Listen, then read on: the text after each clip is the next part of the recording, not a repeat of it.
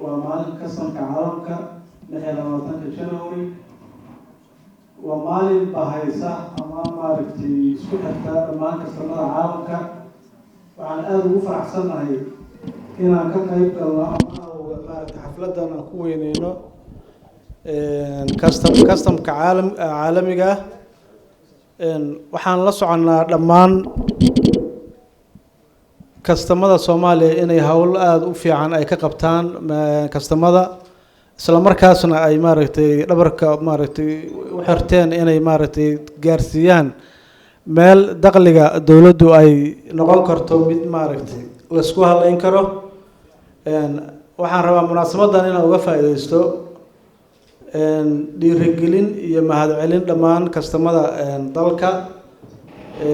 dhammaan waxaan u rajaynayaa inay maaragtay hawshooda ay sidii hufan u qaban doonaan